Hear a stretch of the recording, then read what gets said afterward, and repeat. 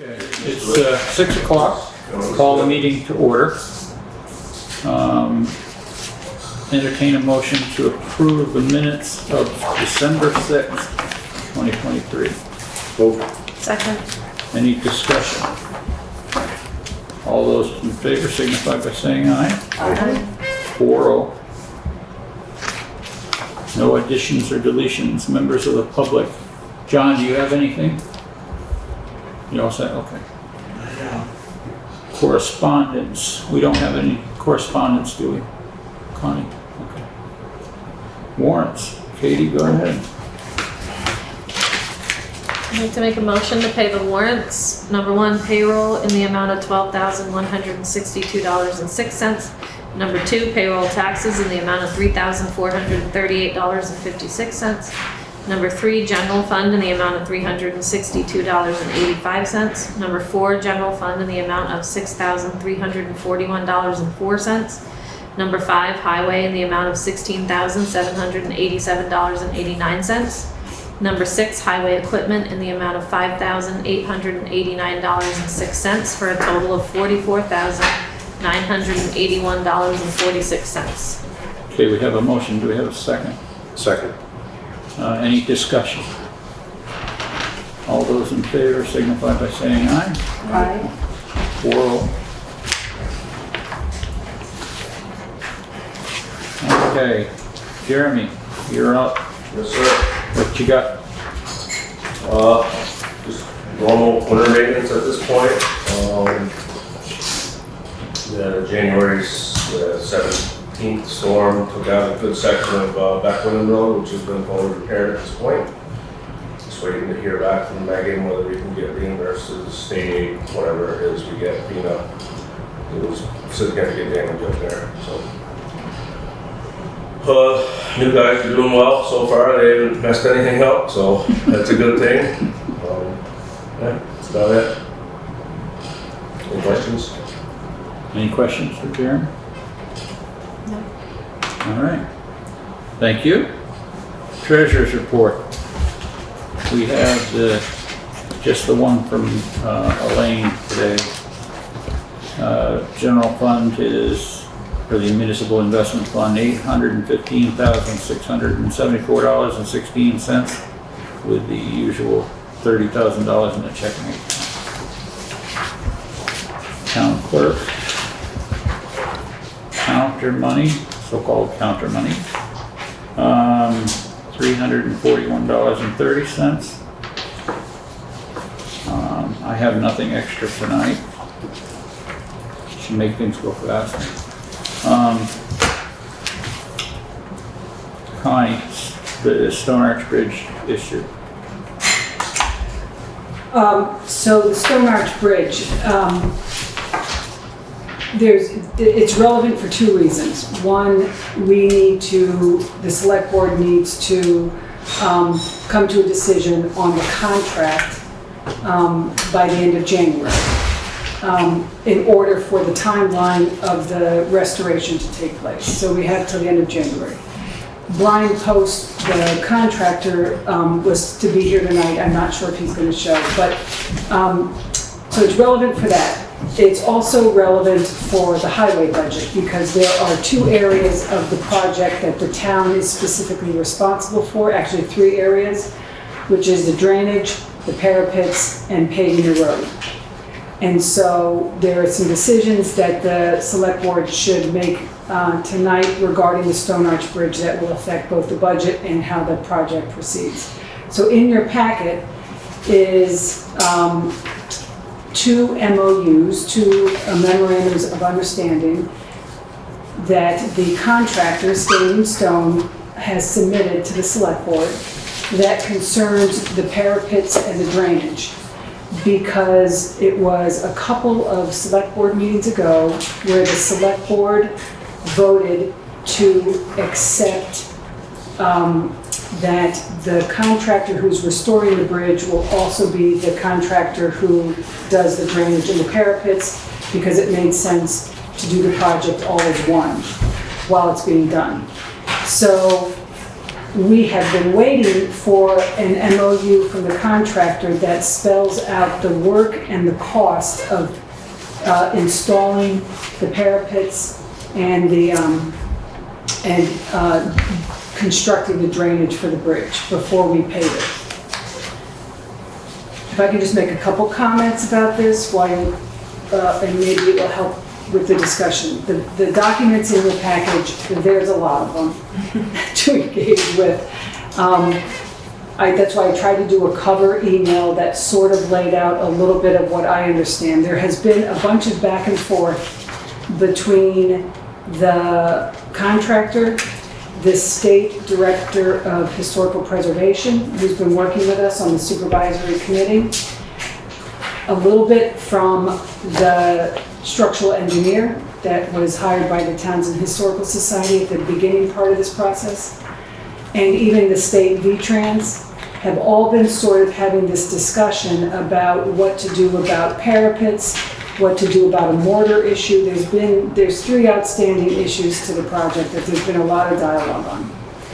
So what I tried to include in the packet is the State Director of Historical Preservation, James Duggan's email that says he has reviewed the MOUs that Standing Stone has submitted to us for the parapets and the drainage, and that he finds them to be good, finds them to be not just correct, but well thought out, well written, and also within the guidelines of cost for very labor-intensive work done by particularly certified people. And then the final email came in from V-Trans to talk about standards for parapets, because that's not as easy a discussion as you thought. What I got from Brian's post from Standing Stone's email was, if I'm correct, and if he comes, he can clarify it. What I got was how you want to do the parapets will affect the cost, right? And what was presented to him by the Townshend Historical Society as being historic to the bridge will involve a certain cost, and it's pretty pricey. And so if we want to change anything, there's room to change in the parapet cost. Seems to me that's also a discussion that should include the Townshend Historical Society, since they're the owners of the grant. So the long and short of it is, I think that the select board needs to come up with some kind of figure to put into the highway budget, since we have to approve the budgets tonight. I think we need to come up with whether it's ballpark, whether it's slightly higher, so we could, have some room, but we have to have some idea of a number to put in the highway budget. And that's the best I got, because I know nothing about drainage and parapets. Thank you, Connie.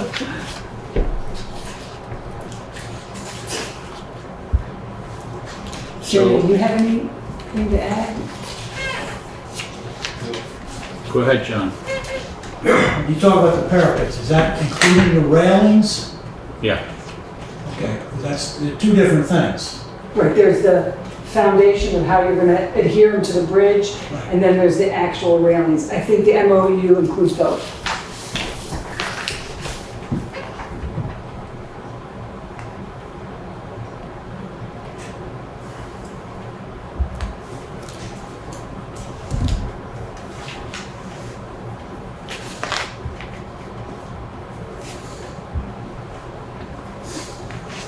This estimate was not in the original plan? No. Not in the original bid, that was for the 700 and something thousand. So the original scope of work for the contractor did not include drainage or parapets, because that has always been the responsibility of the town. Right before you came on, there was a recommendation, and the select board voted to have those 2 areas included in the scope of work. But that doesn't mean the grant's going to pay for it. It's still the financial responsibility of the town, but it would just be in the scope of work of the And contractor. I forget how much the grant is for. The grant's for like, I think 260,000. The project came in at over 700,000.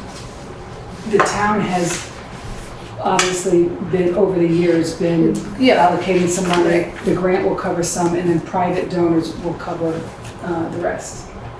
So far, I believe there is enough money to cover the current project. There is a question about this mortar issue that will add a lot more money, and the Historical Society has to decide what they're going to do about that. Jeremy, the bridge paving, that's something that we would need to do within the next 2 or 3 years anyways, if we did Yeah, nothing that else. section of road is in pretty rough shape, so the bridge would need to be paved, that stretch from Route 30 to the intersection of Schoolhouse and back to the road. It's pretty much falling apart anyways, so at some point it would have been on the list of things to do. And the railings, when I was up there, they're non-existent. Right now, it's just concrete that are maybe 24 to 30 inches high. With this plan that he's come up with the railings system that they're gonna use, it'll actually give us some more width on the bridge. So, and then the snow will be able to fall off because it's open railing instead of a wall. Right now, there's solid parapet concrete. I guess what I'm getting at is eventually we're gonna have to do this, whether this project went through or not. So it kind of cancels out the cost over the long term, but it's still quite a price tag to parapet, $70,000 to $90,000. Drainage without a licensed engineer's approval, $16,000. With the approval, $3,000 to $5,000.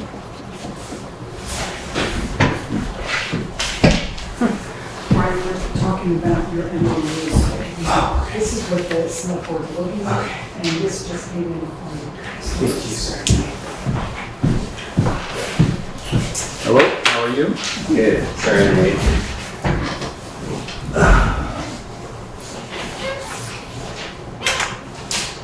Shirley, can I just ask a question? Yes, sure, go ahead. Brian, I want to make sure that I was correct in how I described something. My takeaway from your parapet MOU is that the cost, which currently is estimated at between 70 and 90, has some room in it because it all depends on what kind of parapets, right? It has a huge amount of room. Yeah. That was basically just based on if I designed what I thought was appropriate and built it, what it would cost for me to do that. However, I haven't been able to get an engineer to look at those drawings yet. So, yeah, it's pricing something that who knows if that's appropriate or, would move forward.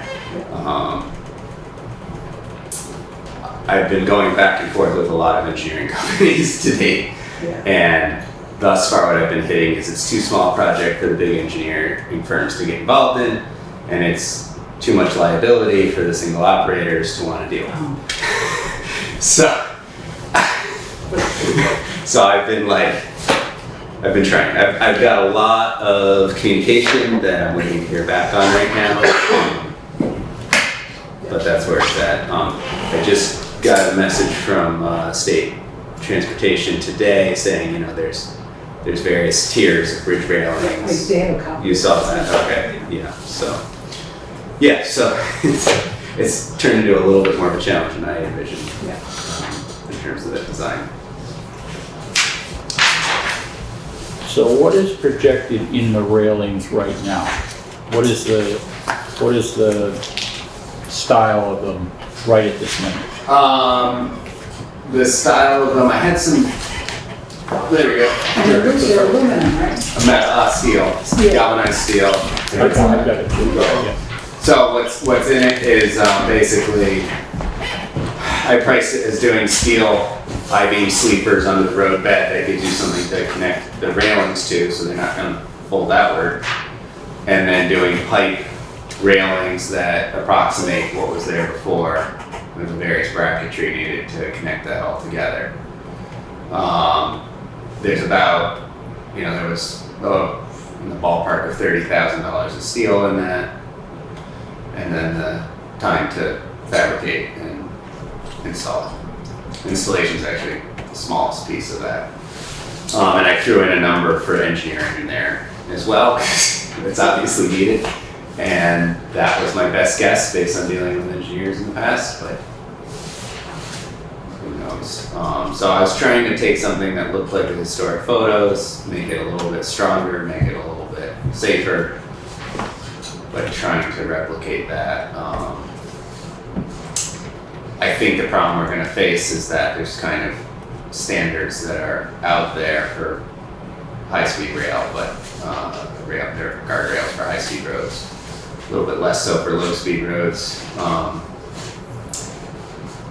I think it's a process that we can work through, because I think I've been looking at all the bridges around Vermont now as I'm driving around, and I'm seeing, there's a wood bridge with a wood railing. Well, that was put in 10 years ago. There's a bridge in Ludlow that has a steel railing to replicate an antique railing up in Ludlow, and that was done in the last 15 years.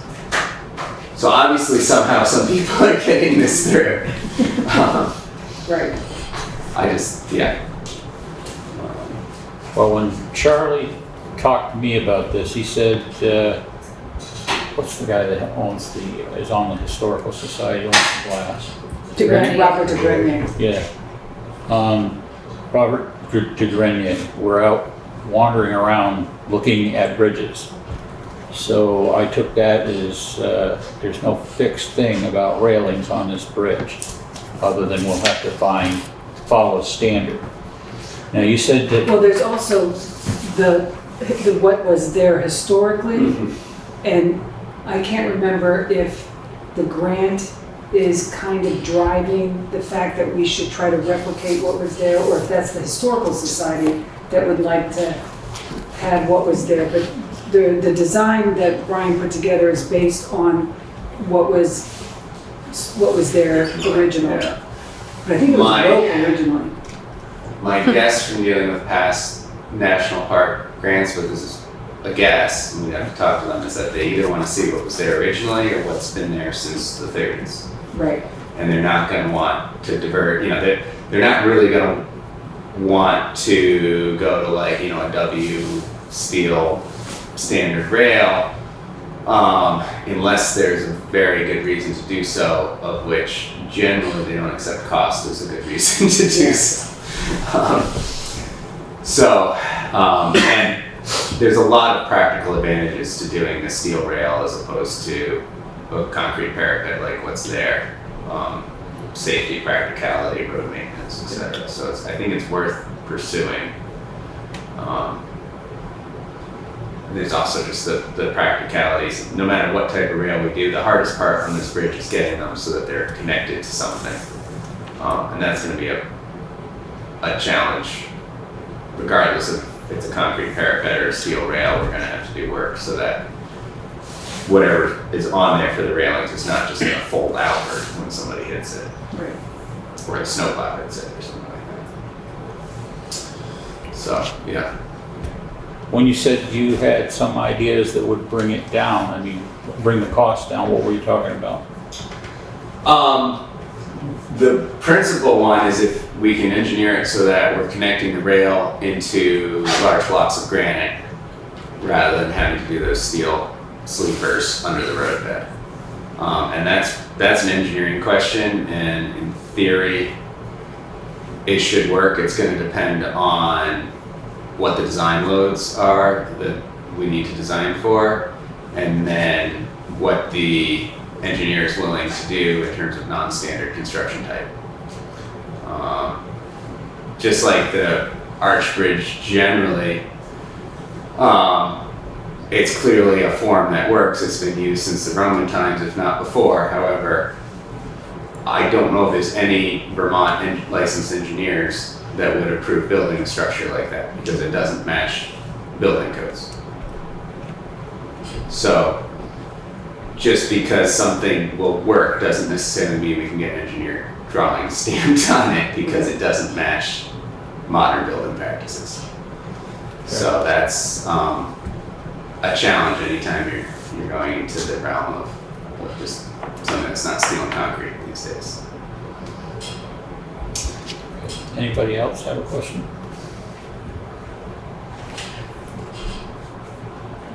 Okay, go ahead, Connie. So just to bring you up to speed, Brian, the select board has two things in front of them tonight. One of them is obviously your MOUs.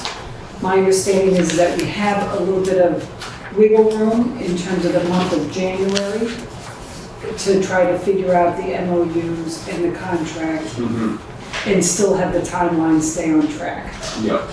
But however, tonight, the select board needs to approve the draft budget so that we can begin to move towards being able to put together a town report.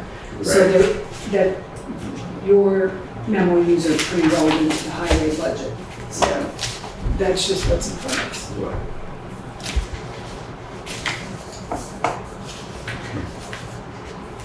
Jeremy, do you have any questions over this? Not at this time, no. I mean, I reviewed both plans, and I'm pretty happy with what Brian has drawn up. I think his design for the parapets is pretty solid.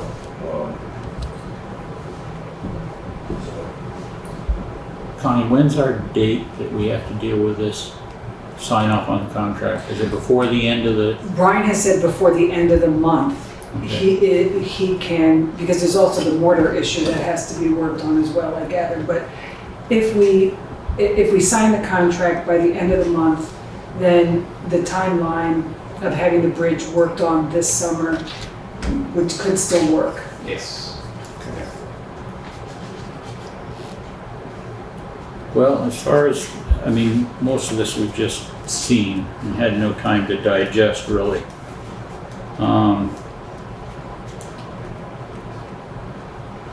Two things that we can do, I guess, or three actually. We can vote on this tonight to move forward with the cost estimates that it's Brian has presented. We can set it aside so that we have, to the next meeting to kind of look at it. But we're going to have to put some figure into the town budget in highway in order to cover it tonight, in order to meet our deadlines. When is our deadline for the town report? To get it to printer? I believe it's, I can look it up, but I'm telling everybody the 17th. 17th of January? Yeah, which is next week.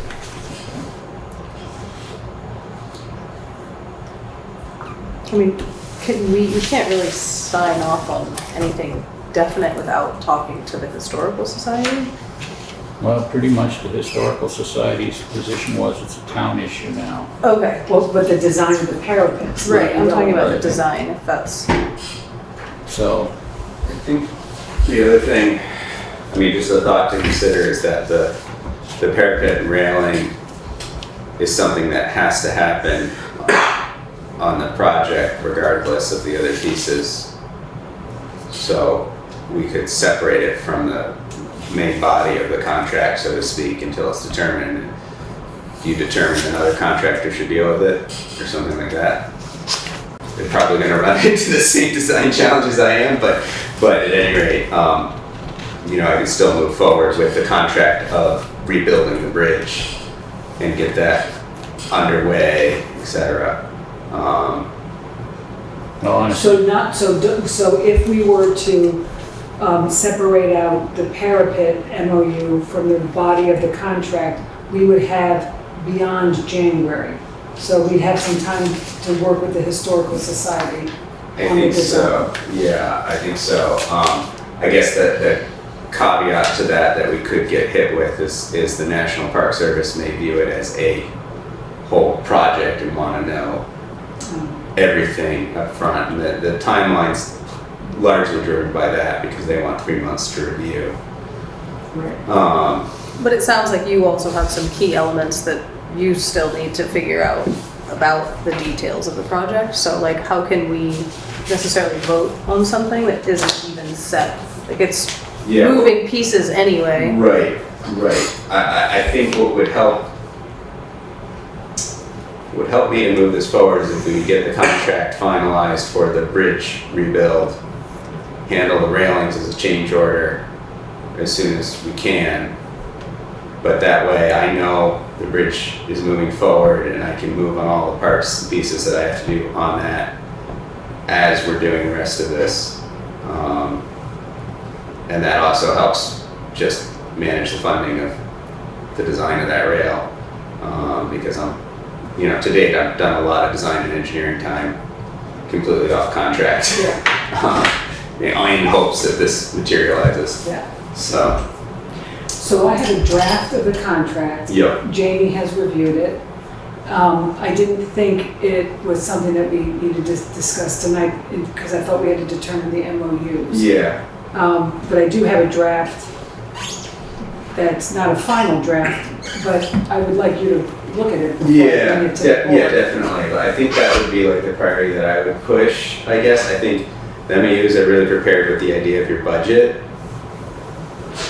In other words, having something is better than having nothing.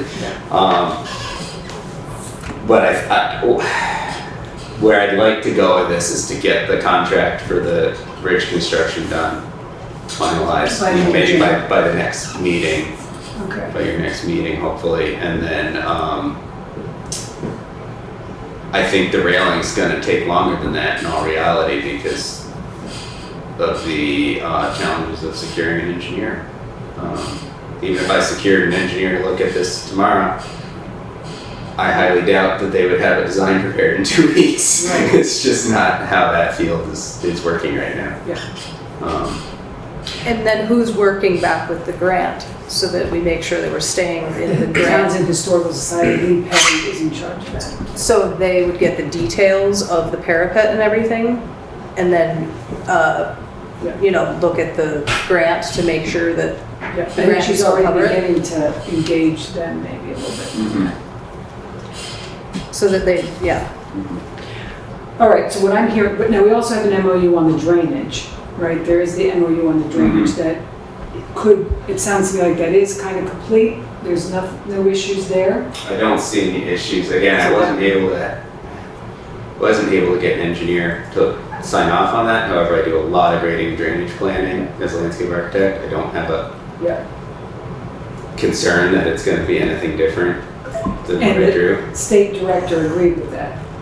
The state director of historical preservation in all your emails says that he is pretty confident about Brian's drainage design. Yeah.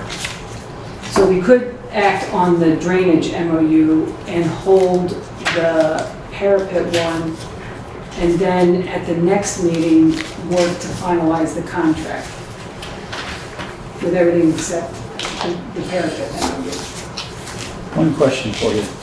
What is historical mortar? Historical mortar? Yeah. So there's a couple different classes of mortar. What's used in modern construction is called Portland cement, and that was invented about 1875. And it's very different than what existed prior to that, which is you had lime putty-based mortars and then hydraulic lime mortars. And they're both based on lime and calcium, but Portland cement, it's heated to a much higher degree of temperature, and the lime undergoes a chemical change that makes it react with water to cure and harden, instead of reacting with air or carbon dioxide specifically to cure and harden. And so they end up with very different properties. Portland cement-based mortars are very hard and very brittle. They break down relatively quickly with salt exposure, and they tend to hold a lot of moisture in it. Lime-based mortars, whether it's the hydraulic lime or the traditional lime putty mortars, are softer, more flexible, and they tend to always be trying to dry out and stay dry. They don't trap moisture in. And that's what was used up until, around in this area, somewhere around 1900.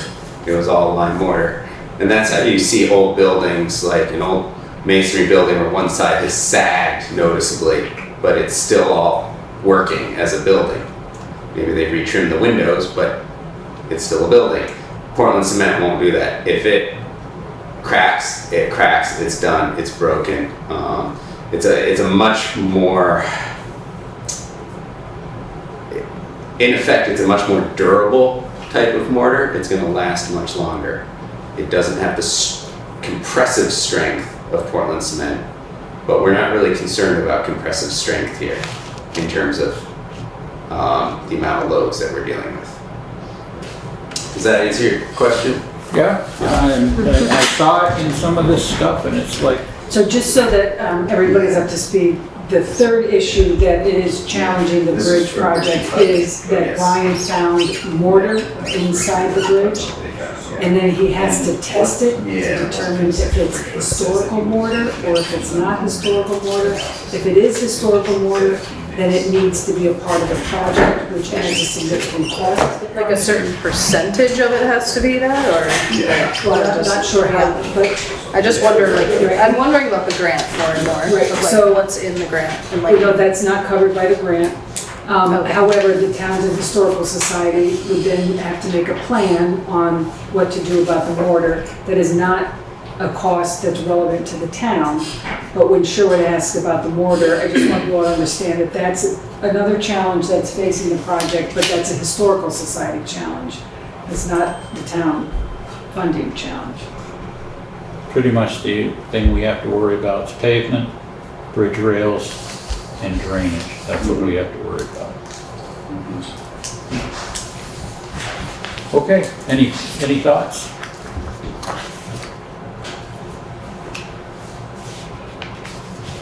No? Putting off the parapet MOU doesn't help us with our budget numbers though, right? We still have to. We would still have to put come up with something some budget numbers tonight, but in. Okay. what it could do is not hold up the whole project, because you could have a signed contract by the next board meeting, so that the project can move forward on its timeline, which basically means you can submit the contract to the National Park Service for them to review and approve in a timely fashion. Yeah.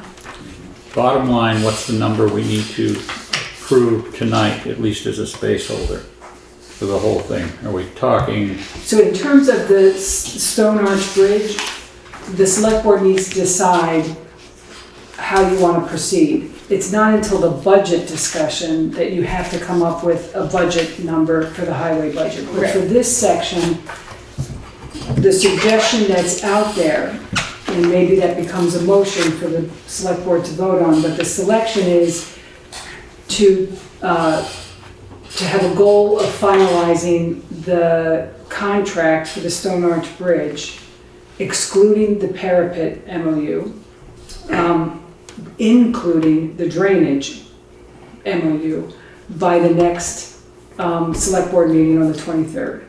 And then leaving the parapet MOU out so that we have time to research, come to a more defined MOU and vote on that another time. Did I get that right? At least, I guess what I'm looking for is a number that includes these things the way they set. Doesn't mean it's gonna be the actual number, but a placeholder for the upcoming budget discussion. So estimate what it is going to cost totally for these projects, as they sit right this second. So I think if you look at that email that I sent you, that I included in there, I think it has some of those numbers in it. 70 to 90 for the parapets, Yes. and then drainage without a licensed engineer, $16,000. With a licensed engineer design, add 3 to 5,000.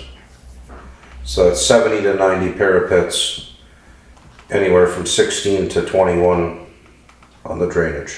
And if you go to the highway budget, I think that's where I, right on those Post-its, I put the impact on the highway budget. So if you go to the highway budget, you will see, we already have a paving. paving will be covered. Paving is a separate line item, And when the budget committee put together the proposed budget, there is a paving dollar amount already in the highway budget. So it's just the drainage and the parapets that affect the total of the highway budget. So it's anywhere from 70 to, If you look under the highway budget, I think it was like 100 and, The range was, 21. So if we go with just the drainage part yeah. alone, my Yes. question is, at 16,000 drainage, in my eyes, you have a steel drainage cover, what it attaches to, and then culvert from there. And at 16,000, it seems like a lot of money. So the other piece of it is we've got subsurface drainage between the roadbed and the arch structure. So there is an additional layer there so that any water that goes through the asphalt, which over time is going to crack, water is going to go through. We want to catch that before it penetrates down into the bridge structure. So that's part of that. What it's going into is pipes that are going down basically at a 45-degree angle because the banks are so steep down to the river. So it's a very challenging work environment to get down there and to get those pipes in. And then the other area that I specified in was to do an armored spillway so that if those pipes are overwhelmed, you'd have a stone armored spillway, which is where it would additional water would run, so you wouldn't end up having a major washout to repair. And it makes sense in my mind to do that all at the same time because if this is a big enough drop, we're going to have an excavator sitting halfway down basically and work our way up as we're building the bridge up. I'm with you on the part of doing it while you're building it and you're rebuilding it. My one question is, as what you just explained to me in my mind, I'm thinking to myself, you're not just talking about a catch basin, or not a catch basin, but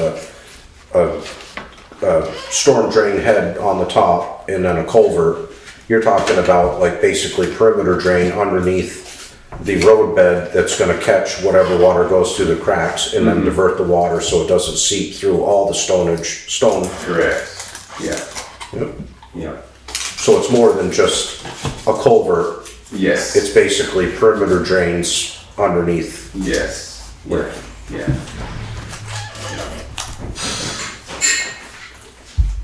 Is there specs to that perimeter, the 4-inch piping or 6-inch piping that you put under there?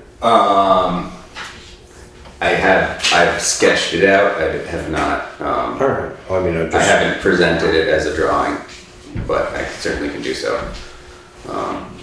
But it would basically be 4-inch SDR 35 pipe and fittings, and then you have a rubber boot essentially that you use for where it actually, because you're catching the water in EPDM rubber roofing membrane essentially.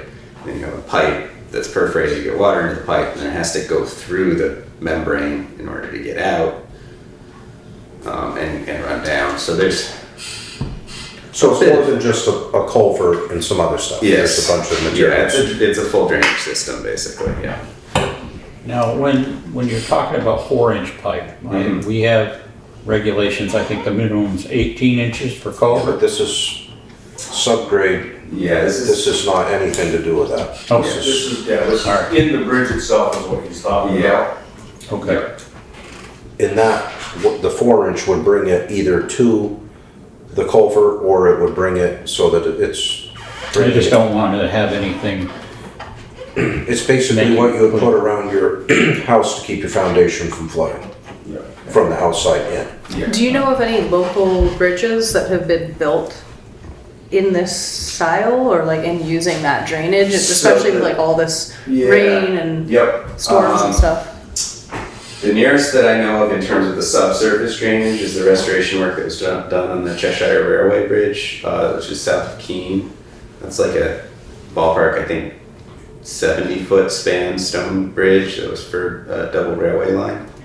And they were having a lot of problems with water penetrating down through, and they did essentially the same system that I'm proposing for the subgrade. Now that's just a footpath now, there's no active traffic over it. In terms of what they did at each end is they have a large catch basin that's catching the water subsurface and as well as a fair bit of the surface water. So that would be the equivalent of like a catch basin in the center of the road at each end. And here from Jeremy, right? Yeah, from talking with Jeremy, he said, if we can avoid catch basins, it would help a lot with maintenance. So that was the idea of like, let's move this over to the side and basically forego a catch basin or just have essentially a culvert running down a 45-degree angle down to the river just below the surface. But we'd still put a grate over it. We don't want people that we don't want kids or toys or anything to be going down through that.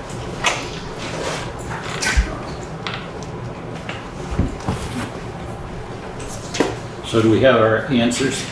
And what would you like to do? Move forward on the MOU? We need it's an MOU for what?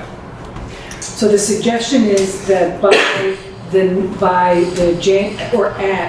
the January 23rd Select Board meeting, that the Select Board would finalize or approve the contract, and in that contract would be the drainage MOU.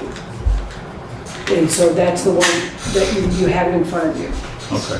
So, and then to hold off on the MOU on the parapets until Brian can do some work, till we have a conversation with the Historical Society, till there's some work done on that. All right. So honestly, we don't need a vote on anything yet. We've got a presentation. We've got some facts and figures to look at. Is everybody fine with waiting until next meeting to make any decisions? We should be able to read this stuff and see what we got. Try first. Good luck. That would be my suggestion, if we just I don't think we need to rush it if, doesn't need to. been there for 100 years. Well, what that also does is it allows me to have Brian look at the draft that I put together. Yeah, I'll finalize the contract, yeah. Okay. I think you did a great job as far as the blueprints with the parapets, giving us two different ideas of what to do, and maybe not quite as extensive as a breakdown with the parapets, but if you could just give us a general idea of the schematics for putting in the undergrade drainage. Yep. Maybe not to design, but just like a brief not an itemized, but just an idea of like what you're putting in there. So like the rubber membrane, and then the Schedule 35 4-inch piping, spread out whatever your idea for footage apart from each other as far as going back and forth, that type of thing. That would give us a little better idea of exactly the scope of that part of the project. Sure. Yeah, I can certainly do that. And it doesn't, like I said, it doesn't have to be, a ton of time put into it, but just in your mind, you're going, it's going to be 100 feet and it's 20 feet wide and so on and so forth, just a rough idea. So what I'm hearing is that we would want sort of a revised drainage MOU to include with the final contract. Sure. Yeah, that's very cool. All right. Yep. Well, thank you for coming by and letting us know where you're at. I guess we'll be in touch to see where we're going to move. Yeah, and let me know if there's anything else I can... Yeah, I'll This is contact you good. tomorrow. Okay, all right, excellent. Thank you very much. Thank you. Thanks, have a nice night. All right. I think you did a good job on, As far as I the can design. take it, not being a licensed engineer. Well, at least it gives us some, It gives something to go with. Yes. And it gives us the vision of what it would be that is there. Yeah. That's the key, because you could say 40-foot rails, 42 inches high, 2-inch this, 3-inch that, but if we don't have a visual of it a little bit, then, Yeah, you it's know, very hard. yeah. Yep. It's hard to envision if you're not doing it daily like you're doing. Yeah, absolutely. Well, Just use your I'm imagination. glad that helped. I usually do. Just expand your mind. Yeah. Just sometimes it's not to anybody's benefit. All right, well, good luck with the rest of the meeting. Thank you. Thank you. Yep. Okay. How much of that do we add to the budget? Well, that's gonna be the good, big question. If you want to do it, I'd say all of it. Yeah. Yeah, 111,000. 100, yeah. But hopefully the parapets don't come If you want to do it. you do Right, but it. if you don't, it's the do it. highest, it's gonna be. Let's estimate it high on everything, so 90, instead of 70,000, 90,000. And then 21. Yeah, and then 21 for the drainage. And Jeremy, you said you have the paving money? Well, I It's in mean, the highway budget. that would be part of our paving budget for the year. That's what I was planning on. Connie estimated 50 grand, and so it's less than 1/10 of a mile through there, so I can do the whole stretch probably for half that, maybe, I don't know. Okay. I can maybe talk to Bruce O'Brien and have him give us a ballpark. It's listed in the highway budget already, so we don't have to add it to that Okay. figure. Well, if that's your money for the year on that, is that gonna short you anyplace else that might be more than? The only thing that's in desperate need is I think it's like 7/10 of a mile on Route 35, and then we can wait a year or two for the next sections. All How right, much is set aside for this project? I prefer to go From with the Ryan. If town. we're going with the drainage, So we have a yeah, I reserve don't, you that know, has over. if he gives us an idea of, you know, Okay, so the, the product that's being used and so on and so forth, I don't have a problem with not going with an engineered design, because that to me is like, money. There's a whole bunch. well, that's $3,000 to $5,000. It's, you know, you're talking 25% of the overall cost of it. And that's Waste of money in my eyes. Well, not only that, There's not a but lot of it's- drainage. I think But the other part with it is that you're not gonna find an engineer that's gonna stamp it probably if there's not a whole bunch of projects that are like that Right. likewise. So if there's nothing else to compare it to and it's a one of a kind, they're not gonna wanna put a stamp on it and certify it. So it's like at some point you gotta be like, you know, let's hold the money in our hand and find something. I mean, $5,000 will go a long ways to paving that, rather than do a hydraulic study on whether the water's gonna run off or not. From what I've read and what they want to do there, it's probably the same thing I would have done. Would you really have built the bridge over? but am I? Built what- am I- If I was building it to, were gonna do. But am I wrong? If that is well, I've used the rubber membrane on houses before with stone foundations requires Yeah. to solve issues that works certification, really which may well. require an architectural. I got the impression, I could be wrong, that V-Trans is saying that in order to certify, they have to have a licensed engineer look at it. For the That's- structural or for the water part? I think for the water, not the not the bridge structure. You know, I don't think the water would be V-Trans, it'd be. Yeah, but it's, the water isn't gonna run through these pipes until the concrete cracks, or the pavement cracks, and then the water can So seep. that last email was about the whole bridge, it wasn't about the drainage system then? This I one? I don't pay attention to what they send me, so I don't know exactly Well, what it's I'm in, talking it's about. in the, it's included here, I think it's the Well, I last. understand, but I still don't pay attention to it, because half of it's just solder fire. All right. All right, so I've got well, I thought I had 111,000 for I don't, Maximum.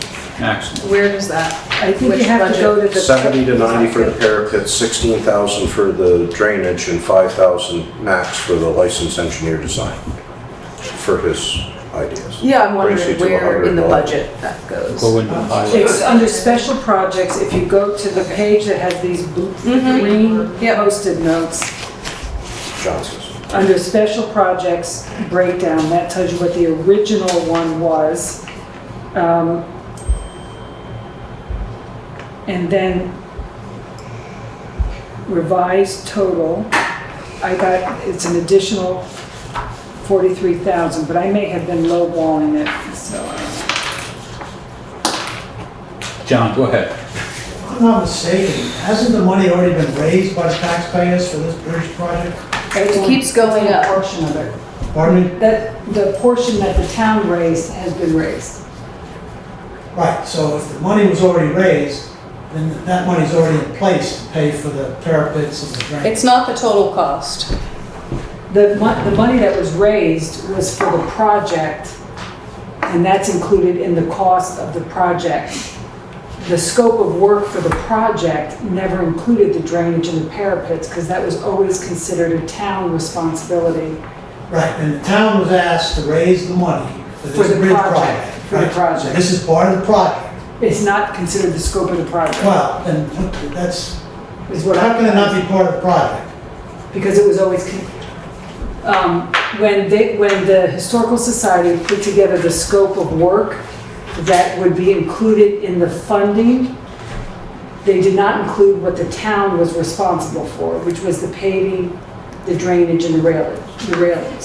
See, remember we had the conversation where they came to us and asked us if we would pick up the cost of the parapets, drainage, and the paving.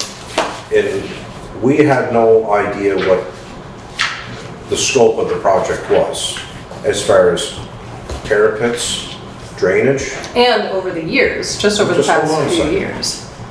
So we got asked if, will you pick that up? And it was like, well, I guess, sure. Because we had no, threshold of this is what it's gonna cost between here and there. And now here we are, and that's why we're coming to the realization that the $111,000 is the max between the parapets and the drainage.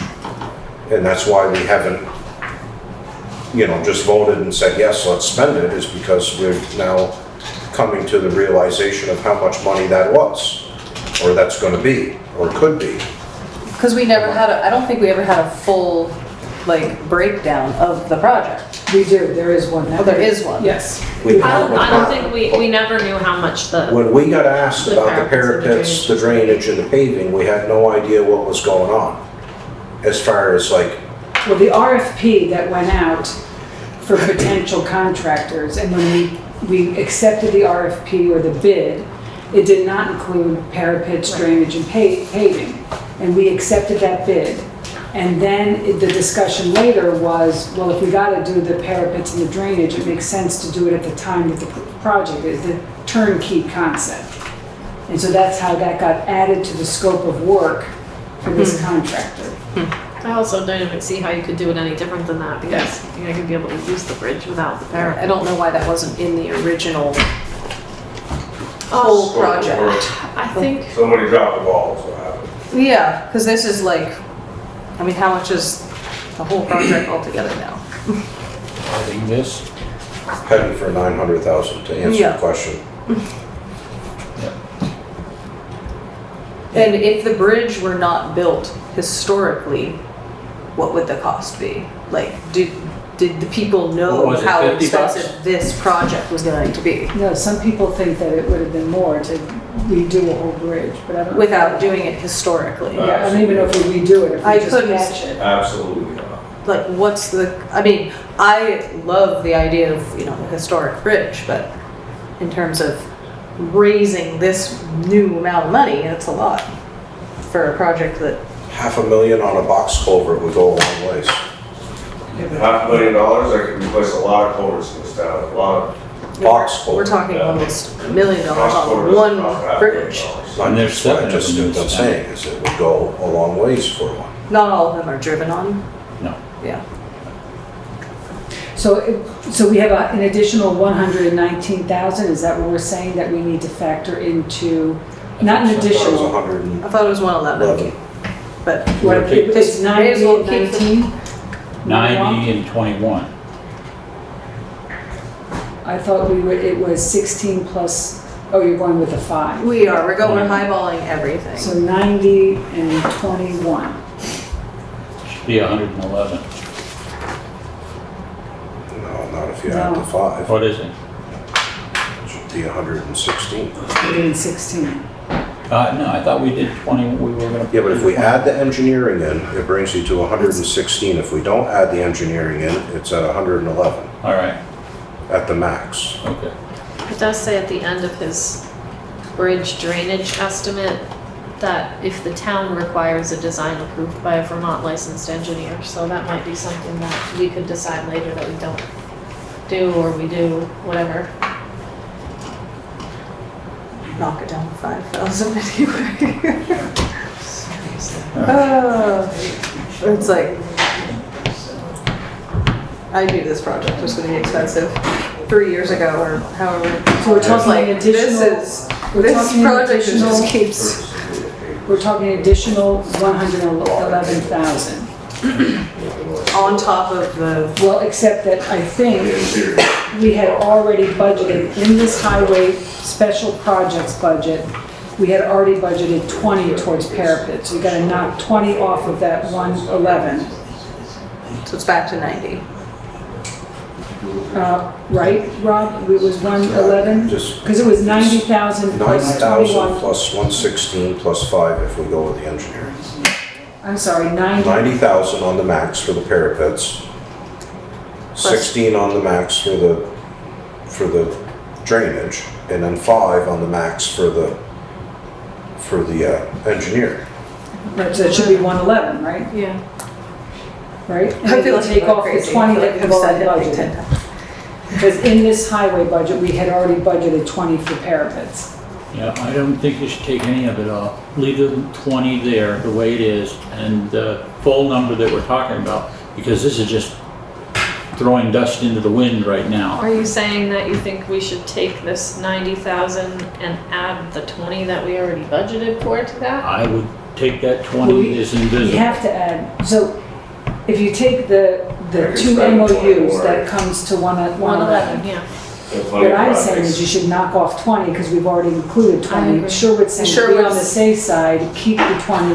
Why don't we wait this part right here out until we get to the budget talk, and then we'll start working that, and then from this You gotta second figure, on, yeah. we'll get moving on to the next part of the business. Yeah, yeah, because all of that's gonna come in. Is it midnight yet? Some places. All right, let's move forward. There's a issue that came back to us, oh, never mind, we'll do that later. Susan LeCours, who resigned from Valley Cares Board 1 or 2 meetings ago, said that she's willing to stay on until town meeting. So that isn't left closed or without somebody sitting there for the town. I will accept Sue LaCour's resignation from the resignation for the Valley Cares. Okay. All those not in favor? All right, the Liz Martin issue is something we need to dig into a little bit more. There's more information that's required, so that won't be dealt with tonight. And we're on to the budget. Okay, Budget, we only did the same but I town thought hall that we request. needed to make a decision on Liza Martin. I thought we had to make a decision on how to proceed on that. We're going to just put that off? yeah, just put it off for now. We got enough going on. Yeah, okay, Rob suggested we do the request for the town hall usage on Saturday, March 16th. The person is Samantha Palmer, who's requesting it.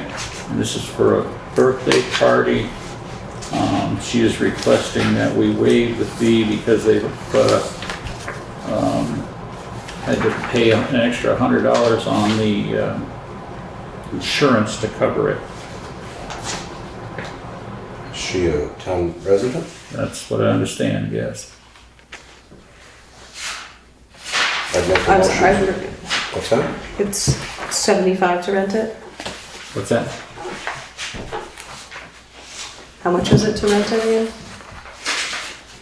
What's I the don't fee? think, we've been waiving that fee for town residents. Okay, anyway. So didn't remember that's- that. Make a motion to accept the town hall, use certificate from Sam Palmer for Saturday, March 16th, 2024, from 12 to 6. Is the liability there It is. with waiving the fee? Okay. Motion's been made. Is there a second? Second? All right, the only question I have is, do you want me to sign this on behalf of the board? I have a question first. Okay, go ahead. I know that I didn't, get to bring, my draft of the policy, the updated policy that I'm working on. However, there has been some discussion of when people use town hall, either downstairs or upstairs, that we recommend a maximum capacity for them. Not thinking that a first birthday party is gonna be a big rager, but I do think that we should maybe tell them not to have more than a certain amount of people. What do you think? How do We've we, told other people. how do we decide that based on like this? I think you told, one time one of the people wanted to have some kind of organization event or something. You told them not to have more than like 40 people. We had Down like, here, right? Down- we had like 100 Yeah. people up for a dinner. I think that was down here. That might be though. maybe something. It may have been down here. Yeah, it was down here. Yeah. Yeah. Well, what do It's you, up to you.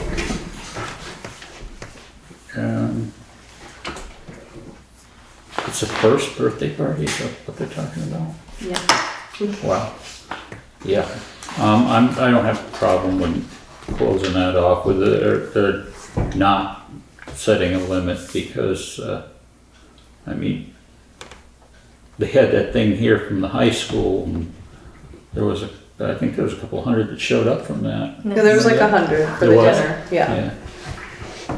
So, well, it's up to you if you want to amend the motion or you want to move it forward. No. I think it's fine. Okay. So my question is, do you want me to sign on behalf of the board the approval? So that's unlimited people and no keg stands? Kickstand, well, we can add, certainly add a limit. Okay. A limited place for a first birthday party. Okay, but that's something to keep in mind when the policy goes into effect. How do we decide that? So it's even across the board. Okay. All those in favor signify by saying aye. Right. Aye. 4-0.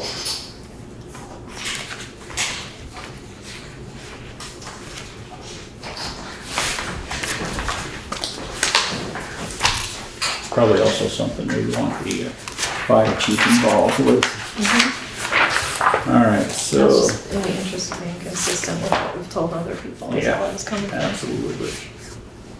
Okay, the budget's up. Now, I just make a little explanation because there were some folks that were astonished that we weren't doing it all with the entire board. What we've done the last couple of years is members of the board have met in public meeting to hammer out a draft budget.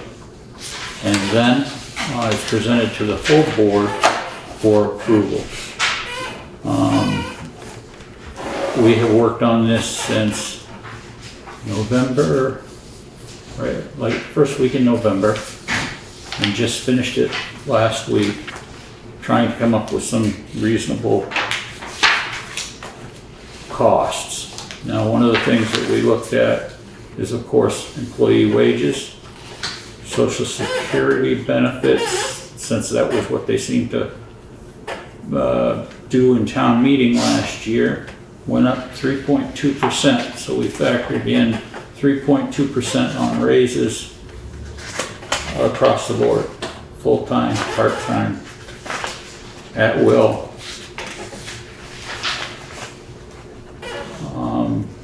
And we came in, didn't we have a sheet that summarized this thing from the last time? I think it was at the last meeting.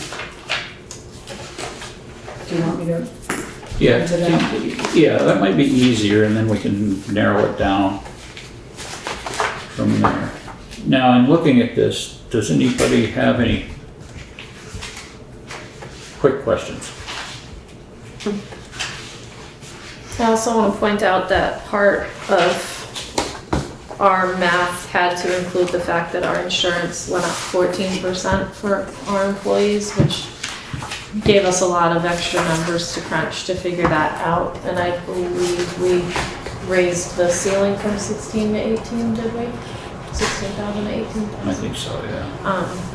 So that we could cover people's insurance. At least, but the That's problem That's for is, this fiscal year. Yes. It's not in this budget. Yeah. there was, because of the way the insurance company charges, there's 6 months of basically unfunded liability. So that's had to come out where we can make it come out and squeeze it out here and there.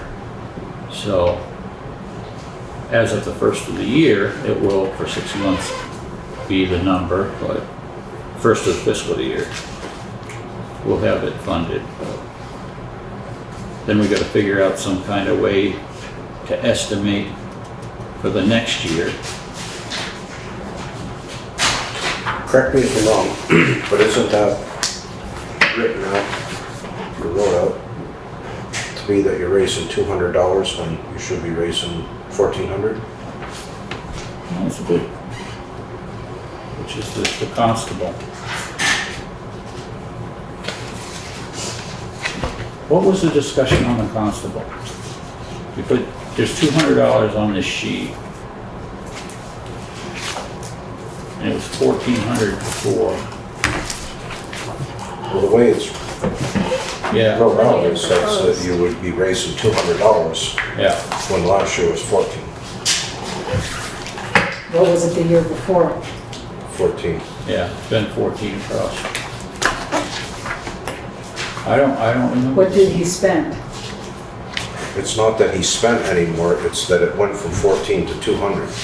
Right, because either we were budgeting 14, but they weren't spending 14, so we decided to go with what was actually spent. I think that's right, that's how we generally looked I at thought so, yeah. Yeah, because we were looking at the budget It status says reports. that he spent 200 on bond, 600 on police, and 100 on constable supplies for 900 for the budget on fiscal year 2024.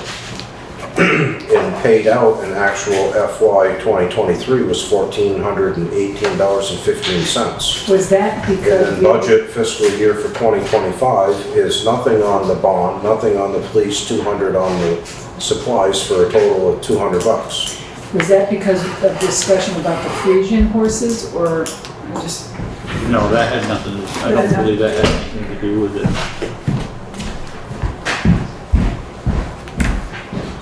We gotta look at that a little closer. There was a reason for it, I'm just not sure what it horses is. get out?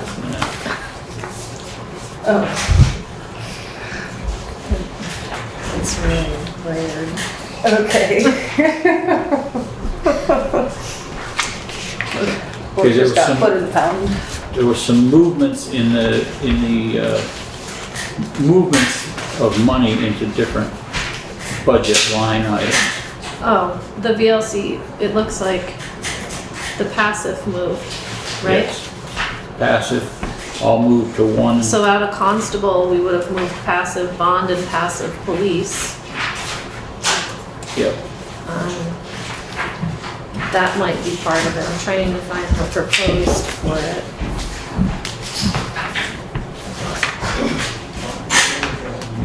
Yep, all right. Because we moved, you have to get it in by the 17th. we would have budgeted 900 for passive police and 300 for passive bond constable. That's $1,100, and that would have gone, that would have moved with passive. Yeah, the Or insurance. $1,200 of that would have moved with the passive. And then we were probably looking at the actual of what they were spending on supplies. So Connie, the passive stuff moved in, I believe that's why. Maybe that's Yeah. Yeah, so then it would have just been supplies. I don't know what changed about, well, so far, So Rob, just so you know that there was a decision made to take all the VLCT insurance costs that traditionally had been spread out through all these different departments. There was a decision to move it all into one line item under this municipal town hall or something like that. Municipal town. So a lot of these line items, or a lot of the budgets that come in under their budgeted costs are because, from last year to this year, is because we've taken out the insurance item and put it into one area. Did you consolidate a few other expenses too, or did you? I think generally what the committee did is they looked at what was spent in fiscal year '23, how we were doing according to our budget so far in fiscal year '24, to determine a cost for fiscal year budget '25.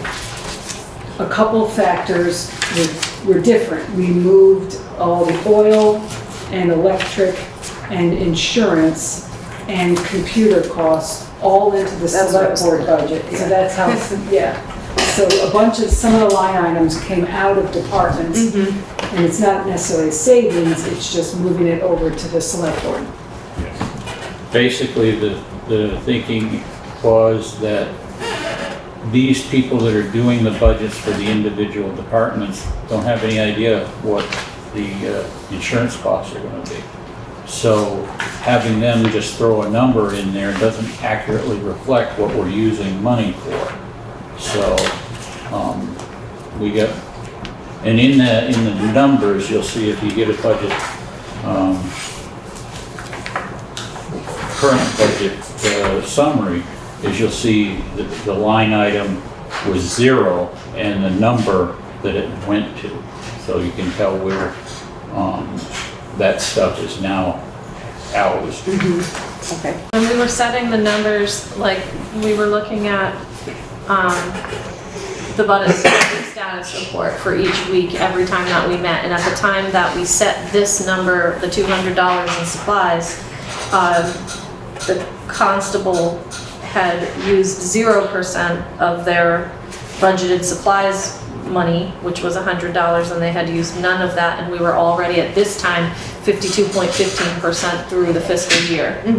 So I think that we put it back up to 200, which it might have been at the previous year, but with the understanding that they weren't using that much of it, I think that the larger amount that they might have used last year was to do with that special situation that they had to deal with, to pay out for other people to come in. Yeah. Does that answer your question? Yep. Okay. All right, so this sheet, this single sheet that Connie just handed out, kind of gives you the breakdown of departments and what their budget was last year, what was proposed for '25, and the difference, and then it's a percentage of increase, decrease. So if you look down to the municipal public works, you'll see it's a 230% increase. And that's where all the insurance, utilities, and computer costs are now all grouped into that. That's why that has an extreme increase. And honestly, some of these savings or 0% increases is because we moved some of that stuff out of these departments. Obviously, the highway one with the numbers will be different now that we have this issue of the parapets and the drainage. Because we did estimates.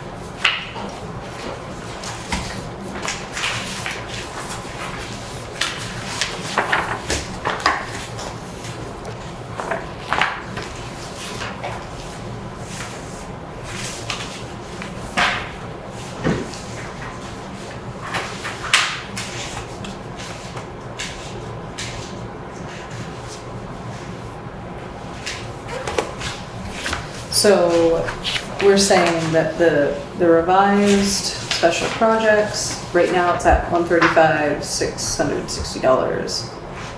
We go up $111,000 from that. Somewhere in that neighborhood, yeah. Okay. So it would be like- This, I think, is no longer relevant if we are now saying it's a 111,000 on the special projects, because Sherwood is suggesting that we don't take out anything, we just go with the additional cost. So it would be 64,000 plus 111.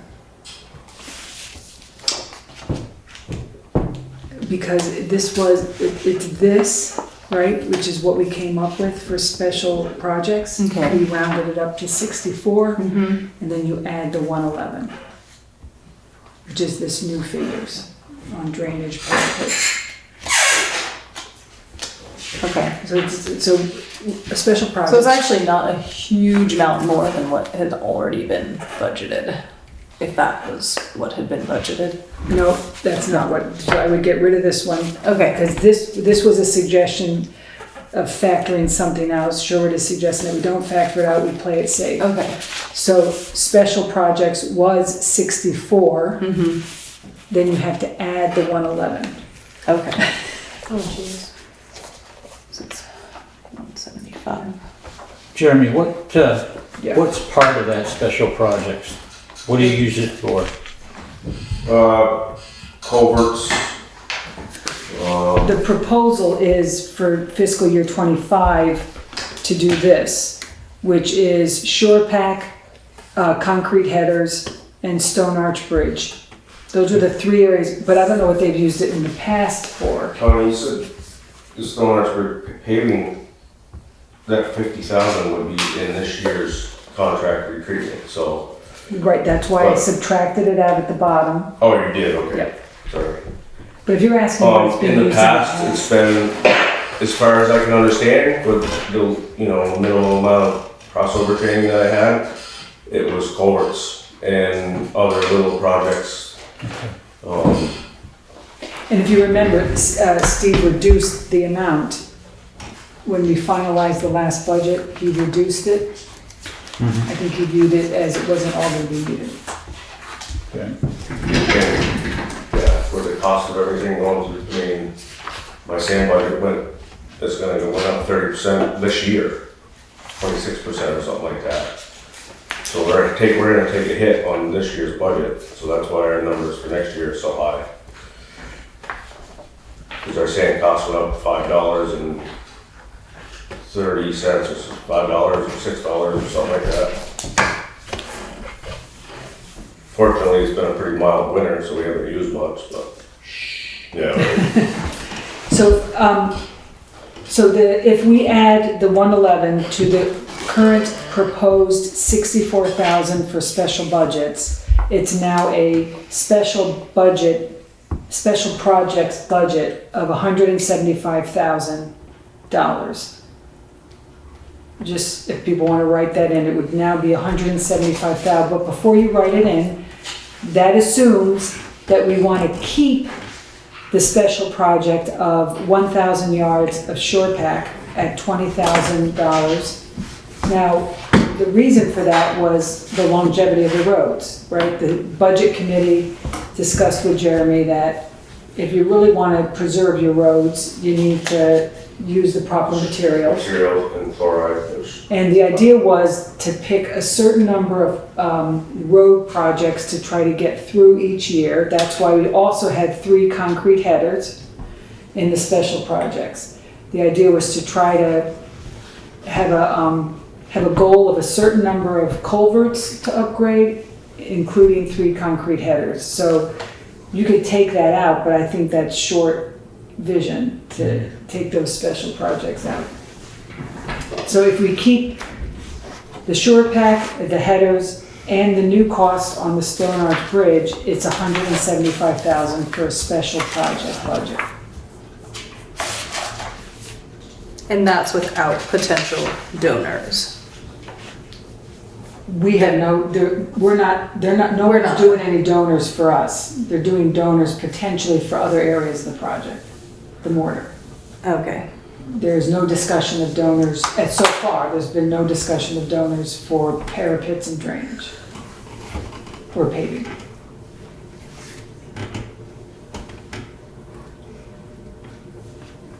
Okay. Are there any other questions? Making any sense? Can we re-vote on the stone arch at town meeting again? Go ahead. Is this the time that you need to talk about the town plan? Oh, throw it in. It's all figured in? No, it's, No, throw it in. it's the time to talk about it. That is? Okay. Well, Wyndham Regional now says they'll participate for $15,000 to help us get a town plan for the next 8 years. Versus 26, Right. And we've got, or If 23. we try again, can we get to 11? well, we do have $6,800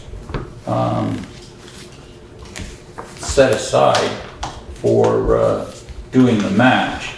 So if we take and use that, it would be down to 11, wouldn't it? Yeah. Yeah.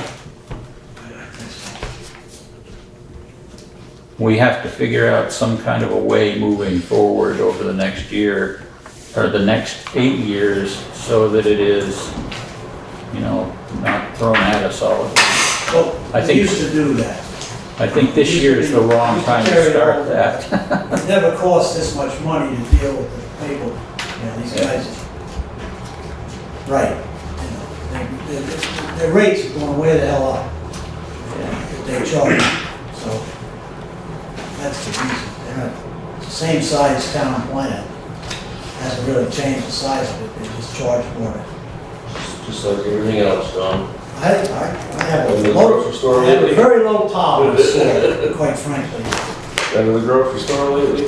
Yep, I hear you. It's ridiculous. Okay. So as far as the town plan goes, what do you want to do with that?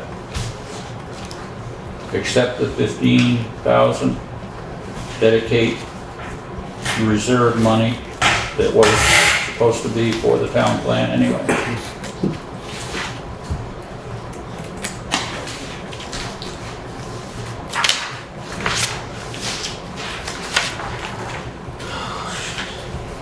So just so we're all clear, the town planning commission proposed their normal 6,000 as their yearly budget. I think it was 6,000. And then they proposed an additional 26,000 to pay for a town plan.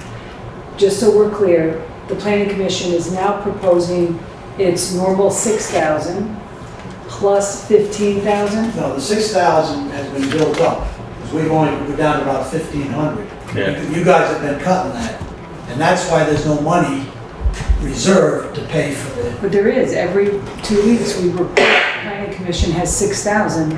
Right, but that's been in a reserve account since the last one, I yeah, think. for years. Okay, so the planning commission is proposing their normal 1,500 plus 15,000 for a town plan.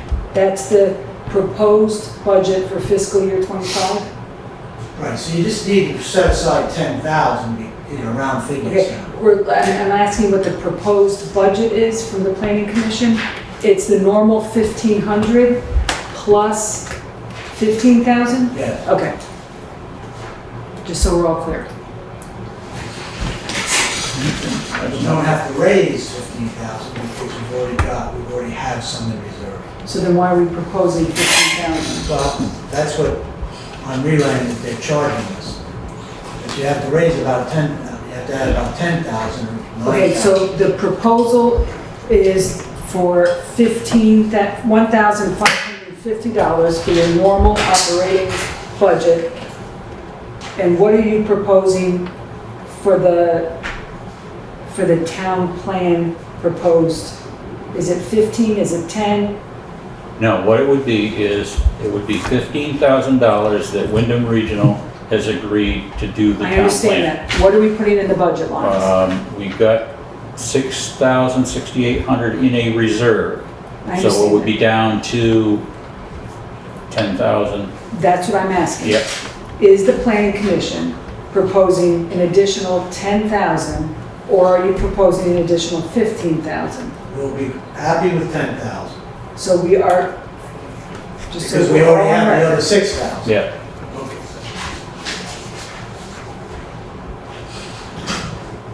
So town plan, there's a line item, if you look at your planning commission worksheet, it's the one that has a green sticky. It should be before or after the highway, I'm not sure where it is. There is nothing under the town plan line item. We are now putting in 10,000.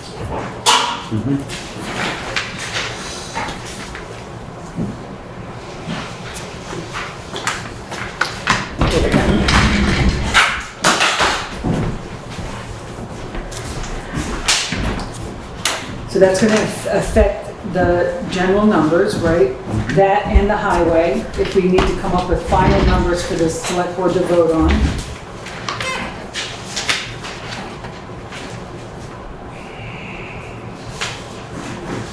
Do we need that town plan? Even though Well, that is a used? question. I thought the town plan never got used.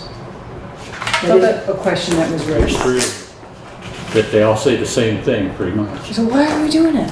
Well, the benefit of it is Wait, that we don't get the have, like grants or whatever or something that, well, no, there's more to it. Because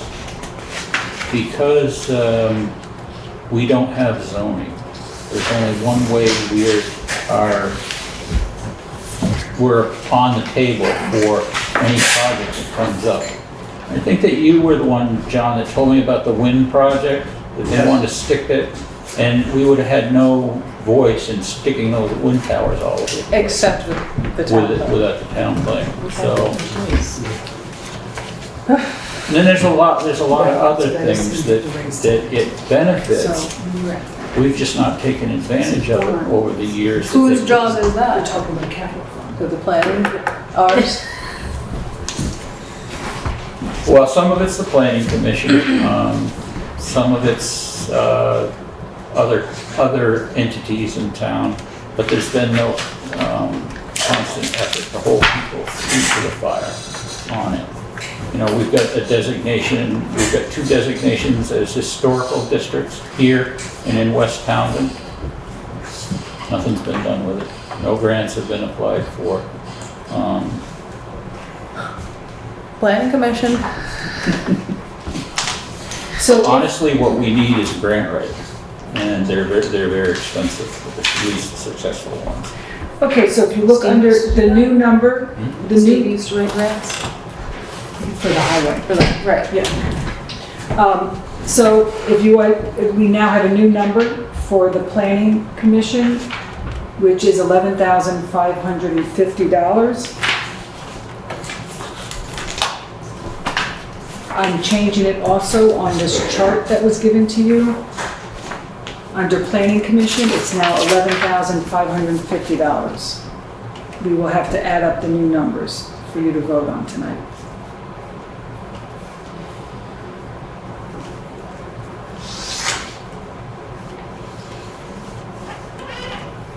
And then there's 3 questions left to decide on the highway budget.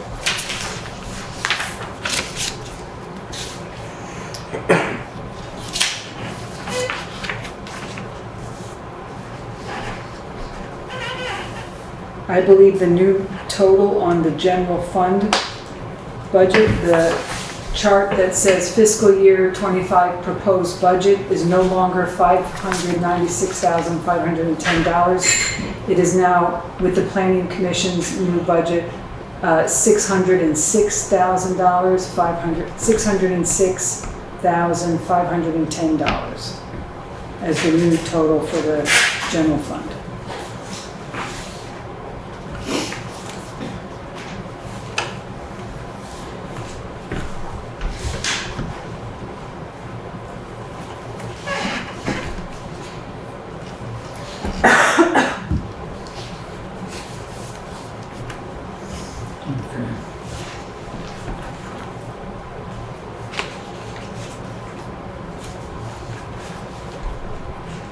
So you said there were 3 questions. 3 questions on the highway. is, are we proposing 175,000 to be the new special project figure? And then the second question is, Jeremy is requesting a capital fund be created for new equipment. So are we willing to do that, and what would the amount be? And then we just have to come up with a new highway total after that. Well, unfortunately, considering the size of the budget that it is right now, my thought is that if we're gonna put in for a capital fund, it'll have to be a special article. Because honestly, I think everybody needs to sound off on that, what they wanna do. What do you think? Second. Yeah, okay. So, it's not dead, but let's put a special article in for, what were you asking for, Jeremy? I need to replace the backhoe with something. Okay, That's we're gonna need a number. I have all kinds of numbers. Okay. Well, to Depends write on what we wanna go with. So, okay, well, to write up the special article, she'll need those numbers, and we'll just go from there. Has to be a reserve situation.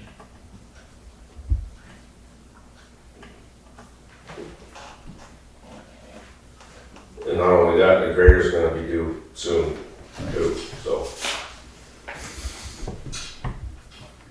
Why would it be a reserve situation if you're making a special article? It would go into a reserve account. I thought you'd bring it to the voters, and the voters would vote on whether to build a special article and then what amount of money to raise, and then it would go down under its own line item, and wouldn't it, as equipment? I think that Elaine has, Yes. It wouldn't be a reserve thing.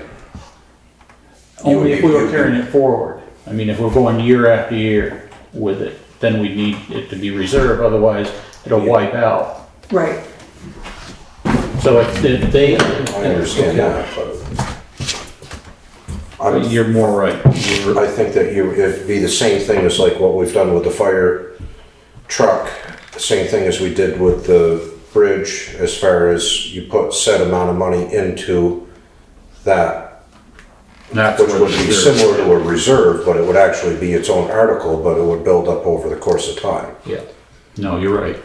If he's asking for a reserve or a capital fund. capital fund, that's something that would have to take place, I think, after this piece of equipment. Well, in order to hit a reserve, you have to build funds first, and then you would go into reserve after that, Yeah, I believe. So Rob, I'm just not quite clear. So it's not that we're doing a special article to create a reserve, we're doing a special article to create A capital fund, a capital fund. so that it builds funds in order to pay for stuff in the future. So special article, So it would roll over, not go into reserve. It would roll to the next year, Right. build another 50, roll to the next, or whatever the voters decide so we're on. gonna call it an equipment capital fund? I think that would be yeah, good. I think that's good. That's good. Any comments, concerns? Plenty of concerns. You and me both. So if we're not doing the capital fund in the highway budget, we're doing a special article, then the question remains, are we going to put the special projects line item at $175,000?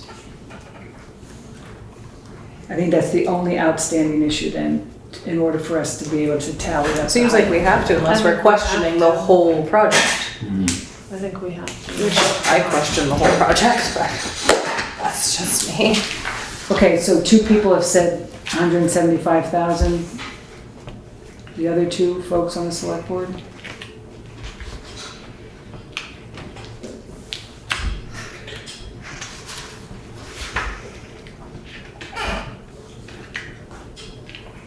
kind of in limbo with it, where it's like, I don't know.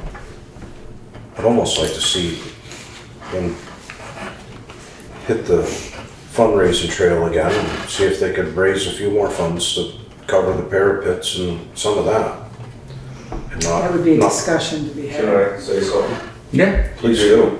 In my opinion, you either have to put that money aside or 86 the project, because you can't do the project without this part of that project being done as well. I understand that, but what I was saying is that we've raised $250,000 out of tax paid Right. funds. And now we're gonna raise another 111 to 160, whatever it How is. many- Well, no, how what many I'm years saying, did just they raise for it? Yeah. Right, This is- that's what I'm How long wondering. has this project been in this, you know, how many years of duration has this project been going on? They raised Well, 50,000. which part of it? The rebuilding of it or the building? Because the building part started in 1900 whatever, but the Saying the rebuilding restoration part. project. How many years have the taxpayers been saving money for this? 5 years. 5 years. So 50,000 now we're a year. asking it to almost double in 1 year. We're not asking it to double, we've raised 50,000 a year. I know, so we're asking for the last 5 years of fundraising, pretty much, of the taxpayers. We're now asking it to almost double in 1 year. It just seems like, The 1 year rate, not the whole piece, but my part is that if you're able to come up with $500,000 and you tell us that you have other donors that possibly would be in the fray, could we use that? I think that's a historical society decision, and we can't make that decision tonight, but we do have to make a budget decision tonight. That's the problem. Well, I mean, it's only 111, why not? The special projects would be 175. That's the number. That's added on. Yeah, I'm saying 111 added on to the 64. 64 that was original. I mean, at 111, just no big deal. is that a joke? That's a joke. I didn't quite get the joke. Throwing a left-handed curveball out there. I mean, if we undercut it, then there's almost a forcing of like raising it. But Was there any response to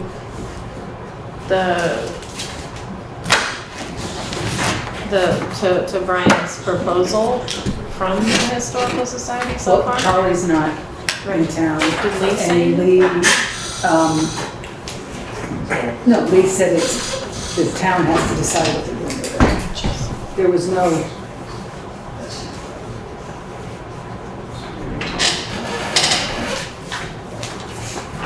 like offering or position. I was just shocked by it. I didn't expect that. But that's for that type of parapet system. Maybe there's a different. Which I think he was saying.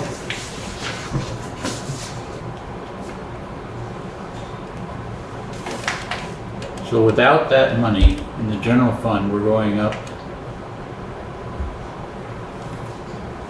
what, $40,000? I'm sorry, what, are you talking about I'm highway? trying to figure out what we're increasing here. I think The it's highway or the general fund. general fund?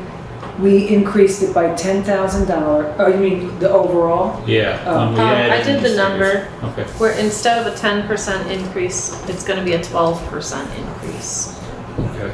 at 606,510 from 540,439. All right.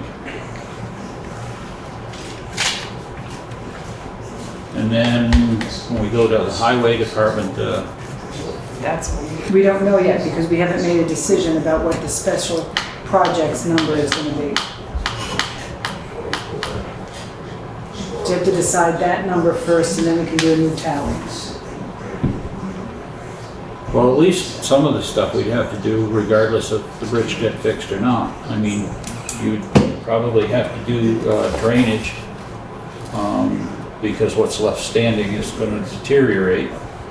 And have to do the guardrails, and you have to pave it. So, I mean, those three things are kind of necessity. Finding the money is the problem. I mean, we're talking about a substantial amount of cost all the way across the board. We went up 10% totally on the general fund, and before these factors came in, or these numbers, we were up almost 30% in the highway fund. So, but we're not gonna save anything. It's either pay me now or pay me later. It's basically the way things said.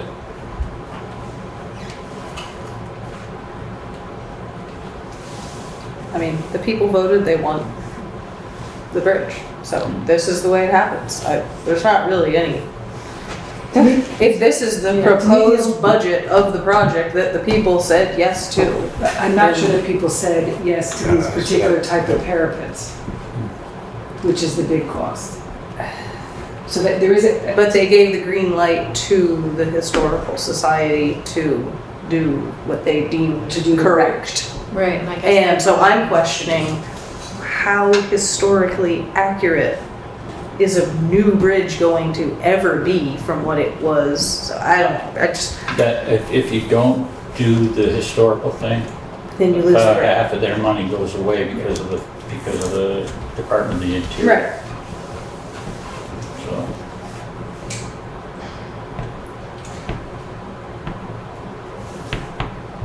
Did we have I think you asked, did we have a list of priorities for that the special projects fund for the coming year? We had a list of projects. They were not prioritized, but we had a list of projects. Okay. And one was 1,000 yards of sure pack, which comes in, we think, around $20,250. Yeah. We have 3 concrete headers that are in the special projects. That's at $1,500. Okay. And then you have the 131, because you didn't want to take off the 20,000. So it's either 131 or it's 111 for the Stone Arch Bridge. You can go down to 111, knock 20,000 off. You had said to be on the safe side, keep the 20,000 in, so that's why it's 131 for a total of 175. So we have a choice of 175 in special projects or 155 in special projects, if we keep all 3 components. Is 155 more palatable? I mean, it's definitely more palatable, but It's still if you're, yeah, it's still a lot, and like taking away from all the other potential projects and just giving this one project. well, the reason why I'm saying taking 20,000 off is because we had already budgeted. Yeah, I understand Gotcha, that, okay. yeah. I think we should take the 20,000 off. Yeah. Okay, so it would become 155 for the special projects if we want to do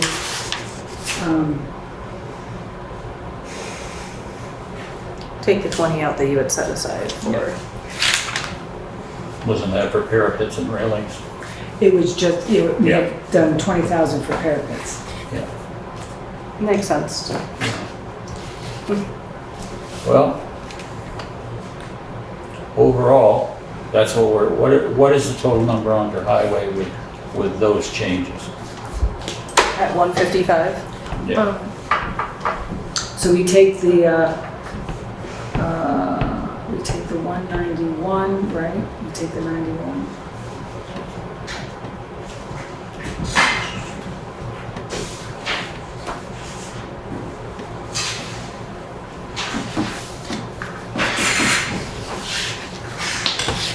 Okay, my quick math, okay, you can, so if I look at the total, you took the 932. I took 932,802 and I added 111,000 to it.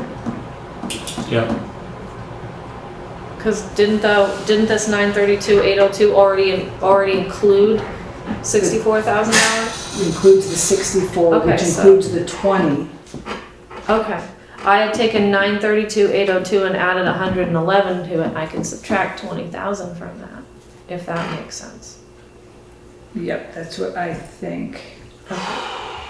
9016.5 is 111, is what the cost is, but we had already budgeted 20,000, so Which is- 20,000 comes off the 111, right? Yes. Yeah. Okay. Or another way that I would do it, let's see if we come up with the same number maybe.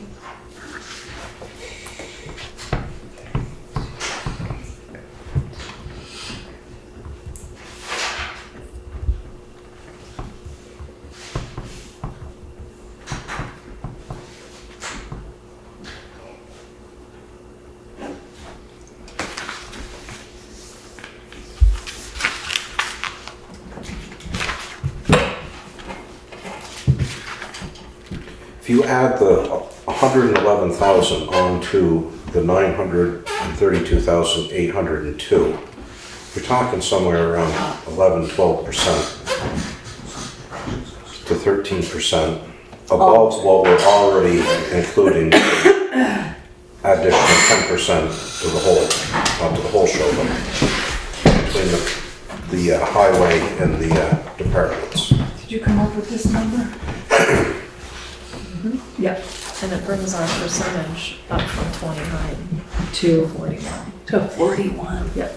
So, by adding that special project figure of 155, the highway budget is now $1,023,802, and the increase is 41%.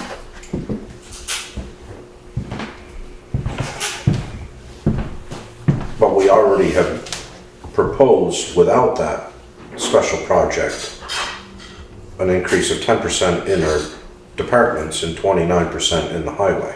Yeah. Well, the 29% included 64,000 for special projects. Well, that's why I said to go with the 111 on top of this brings you to about 11 to 13% jump on top of what we're already adding for stuff. Yes. Which would come up to 40%. Which is around 41%. Yeah. Yep.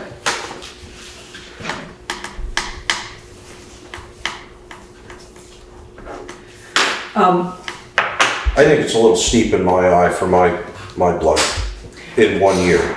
Okay, so can I just raise, you're talking about the 41%?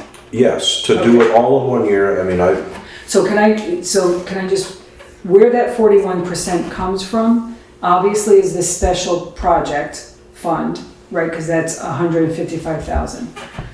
Let's be honest, the other increases in the highway budget is the regular maintenance of the equipment.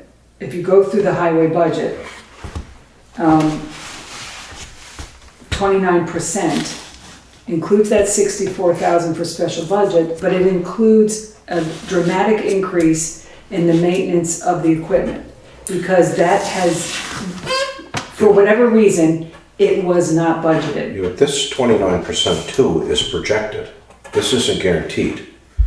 So if everything keeps going up and up and up, it's gonna be more than your 29%. This is just a projected Yeah, cost. So it's like, we're standing in a situation that if we look, we can only judge the future by what's gone on in the past. So if we've watched it go up 30% in 1 year, it could go up another 30% next year, as far as just the cost of operating the. no, what's different between last year's budget and this year's budget, which is a one-time increase, is every single piece of equipment, Jeremy has factored in about $8,000 of routine maintenance every year that has not been budgeted in previous years. Steve did not budget $8,000 for each piece of equipment to do yearly maintenance. So that would be a one-time jump, is what I'm In the past, saying. we put in anywhere from $2,500 to $3,500 per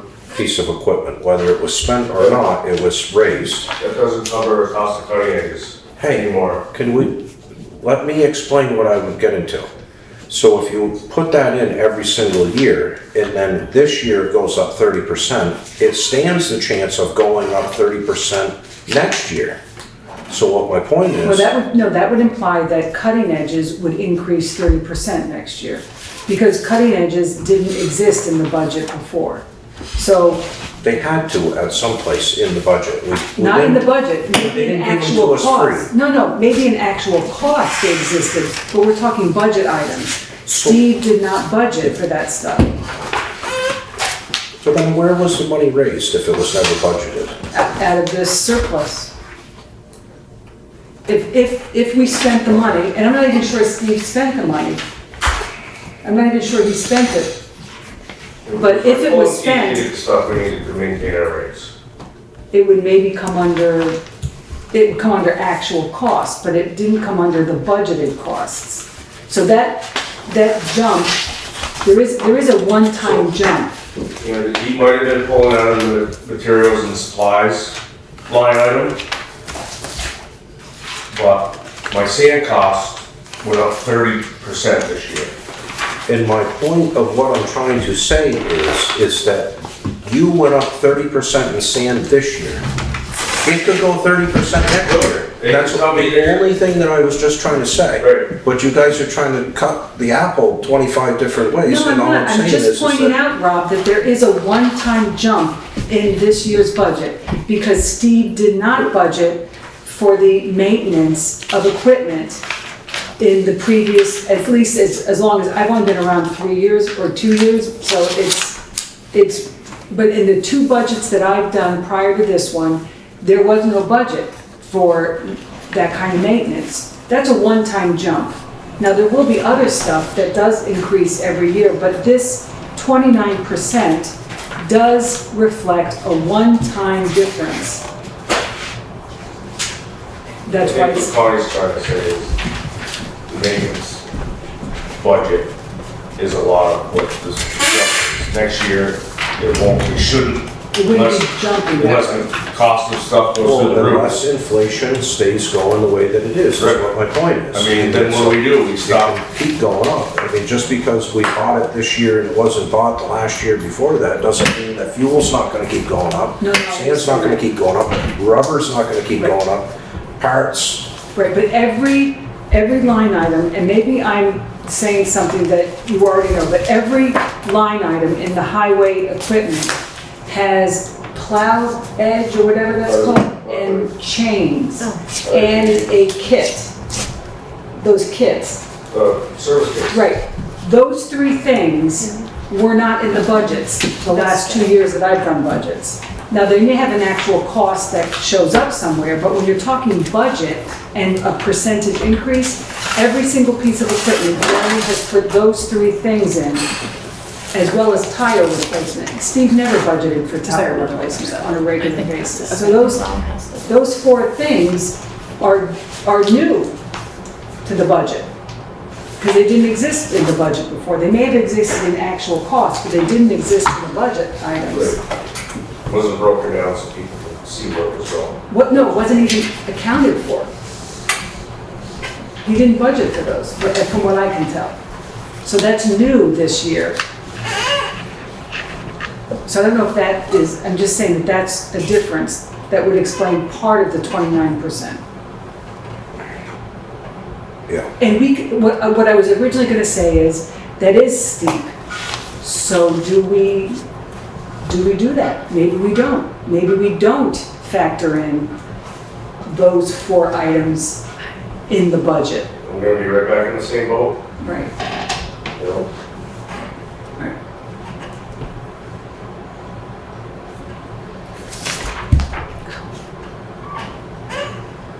But whether we like it or not, that would be one way to reduce the budget costs, is to say, we're not gonna do a service kit.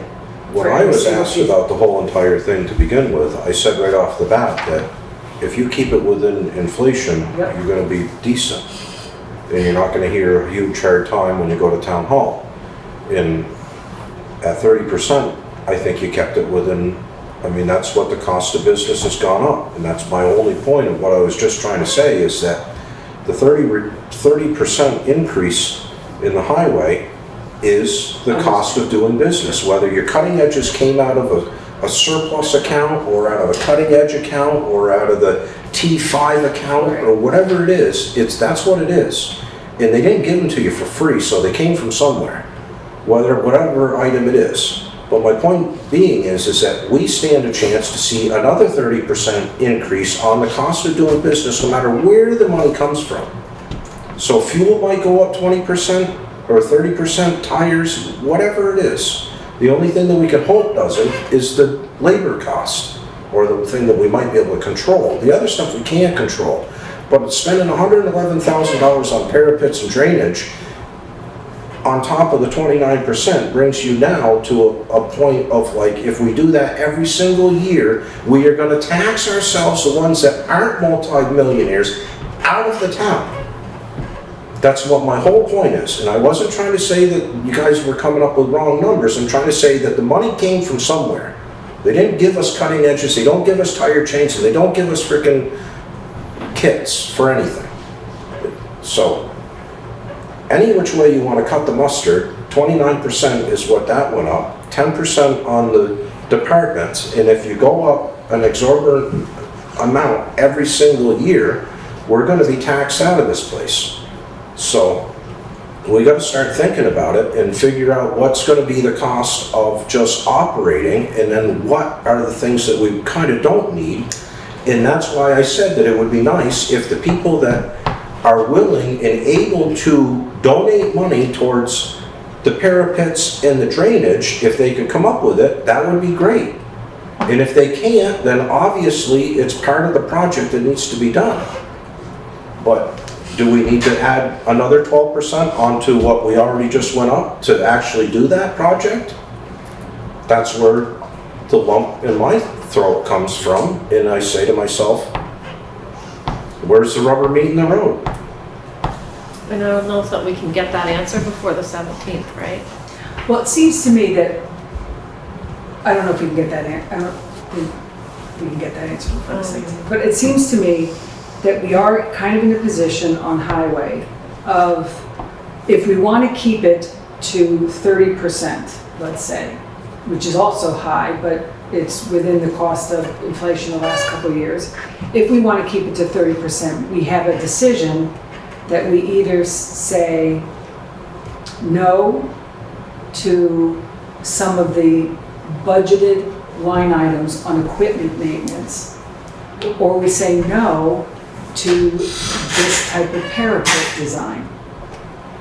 The thing with taking money away, the thing about taking the money away from the road crew and the machinery is the simple fact, as soon as something happens and something can't get done, then everybody's going to be up in arms about it. And we have seen so much of an increase of people complaining about roads, whether it's salt, sand, plowing, time issues, and all this other stuff that was never part of this thing unless there was some catastrophic event that happened or one singled out person was complaining to beat the band. But now we're at all different directions of the town. So you can't really take a bunch of money away from stuff that's coming into a situation. Like I said, you can't control the cost of the equipment and the other stuff. You can control the cost of the labor. Am I right or wrong? You're absolutely correct. Okay, so it doesn't do us any good to start chiseling off money that's going to go into the equipment that maintains the road. Okay. But when it comes to parapets and drainage, it would be nice if they could go to the drawing board and try to draw in some more So money. that would we're be pretty nice. much voting. If it comes down to the parapet, We're voting pretty much on, I know what we're voting on. Do we I've been paying need, attention does for the 10 minutes. town, how much does the town value this new bridge? No, If value we- parapets. Value parapets, that's what I said in the beginning. Thanks for that big explanation. Either we just cut the price and then it has to be raised. It's forcing the hand. Do you want this bridge to happen like this? Forces the hand. Or we just have it there and then it's like, oh, we don't need to raise it because it's already in the taxes. It's already there. That's the question, is, I think that's the question, which is, are we approving that cost on parapets, which would create a discussion on what kind of parapets. There is also what Rob is raising, which is labor costs, which is the pay raise. That's the other area where we can reduce. We can't reduce that. We're not Yeah. reducing that. I'm just saying. We can't Just reduce. We can control that, not the- reduce it. Well, it is, because we can control it, it's My another. point is that if everything goes up 30%, doesn't mean labor has to follow with it. Well, whatever.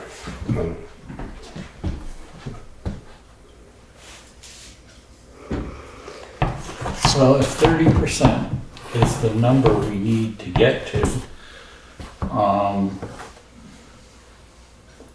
we've got to find some way to chisel 10% out of the existing proposed budget, basically. If we're gonna have both, the best of both Sounds like worlds, what? I mean, or we're gonna have both worlds. I mean, So where if are we gonna don't find approve the 10%? parapets, can we still approve the project? Or does the whole, I mean, those were one design Well, no, that yes, he you can. came up with. Yes, you can. But how long we don't know if that took him a half an hour or if that took him days of research. If that might have just been what he came up with in, So if we just kept our 20,000, that's already in this 64 for the parapets. Are we adding 16 to that for drainage and calling it a day? Or are we doing this 111 on top of the 64? Is what we have So what to. would be those numbers? So if we do, so that would be 64 plus the 16, but not 16, is it really 19? Because you need you need an engineering? I mean, according 21 to his, was the high according end. to what he said in his note, that would be if the town was requiring that. Right, and Jamie said that he thought Um, that, no. Jamie said he thought that Brian's design was good. mhm. He trusted it. Yeah, who's Jamie? Jamie The state is. director of historical preservation for the state of Vermont. But he's not necessarily a drainage Well, he's professional.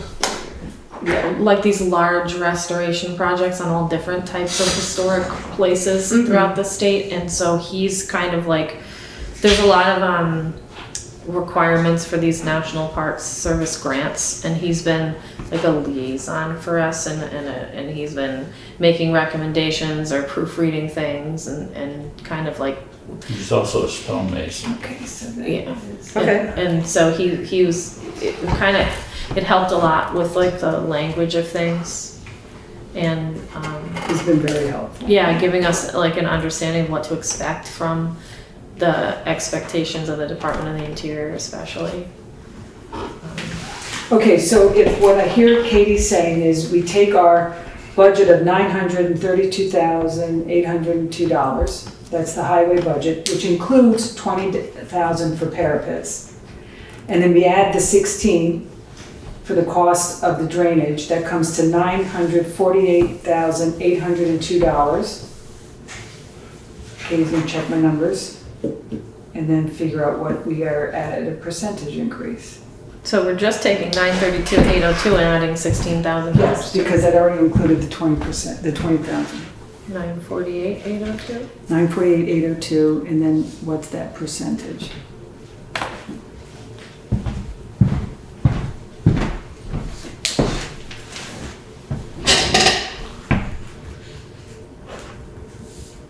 %. It's about 41%. What's But then You're that's- 10% off. That's sort of leaving the parapets to some goodwill of someone. All in the question. It is. It's how important is the historicality? I don't know, of the bridge, because the parapets, those parapets are designed You as okay? historical. Those what? are like Sorry, within the yeah. historical realm. Trying to look like. Well, there was a What are lot they of button? different conversations about it. At first, they had said through the grant that whatever was there was what they were considering, because those were the oldest photographs they had. Then Robert found some older photographs, which are the ones in the packet, which gave some wiggle room on what the parapets were gonna be, remember? And then there was, I could be saying this wrong, but I thought there was a little bit of a conversation on how there was some wiggle room on that, how they were looking at other bridges and looking at other fallout bridges and trying to kind of figure out what that could look like for this particular bridge. Okay, why don't we come up, That's what I if we're all set. So Jeremy is kind of on board with your thoughts. If we've got a number that we're all set with, or we at least can put forward, none of this stuff is cut in stone, to say the least. 'Cause if at town meeting, they decide to slash out of the budget, things that are nothing more we can do with it. They'll have to figure out how to fund whatever else from there. But I agree with Rob, if we can keep it to what's within the cost of living, or with what's within the, you know, he said 30%, you said it much better than I'm saying it. You know, it might have a chance to fly, and we don't penalize the town by taking away from the roads that need to be in good shape for people to live. So, what's the number for the highway that we're coming up with? 940. 948,802. All right, is there any further comment, suggestion, since we're down now to the... Is it better, worse? What do you think? I said my piece Okay, also. all right, I gave a long-winded explanation. okay. This thing that you pointed So out. are we voting on Get the that taken care of. proposed budget, sure we? We're just gonna advance the proposed budget with the changes that we made tonight. So does that require a vote? Yes. Okay. So someone needs to make a motion on the, are we taking two separate votes? One on general fund, one on highway budget, or all together? All together. All right, entertain a motion to accept the budget committee's recommendations for fiscal year '25. And the total cost was general fund at 606,510, and the highway budget at 948,802. 948,802. So moved. Is there a second? Second. Any further discussion? Hearing none, all those in favor signify by saying aye. Aye. Aye. Opposed? Abstain.